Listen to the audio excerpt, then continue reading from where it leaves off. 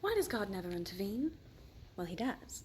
It might be a little bit difficult to conceptualize if you look at God as its own sentient being separate from the rest of us, but if you start to look at God as the pure unadulterated energy that runs the entire universe, it starts to make a little bit more sense. Let's visualize this as a fella in the middle of a room of dominoes. That's God. He has the power to line up the dominoes and hope they go in that direction. He has the power to push them over, give them the inertia they need to choose in which direction they'll fall. He can even nudge them a certain way.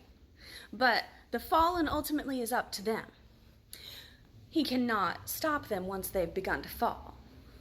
Now, if they fall too far and start to mess up the design that he's set up with the dominoes, he can set up another line of dominoes to try and save the pattern, but it's not going to save the individual dominoes once they've fallen. And unfortunately, humanity seems to think they're the only dominoes, when in reality, our greed has caused us to start messing up this masterpiece en masse.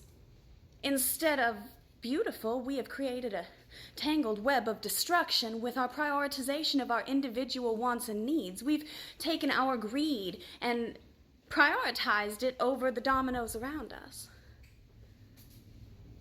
Our animals are safer inside of our houses because of our cars. See, somebody with lung cancer who's never smoked a day in their life, they might blame God. Why is this happening to me, God? What did I do? Well, you didn't do anything, but that domino 3 dominoes back argued to the Senate saying the toxins that we pump into the atmosphere are well within regulations. They're meeting all compliances, aren't they?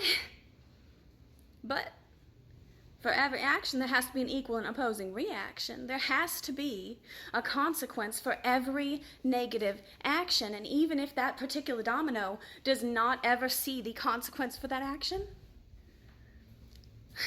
it's a line of dominoes for a reason. Eventually, somewhere along the line, somebody's going to have to pay the price.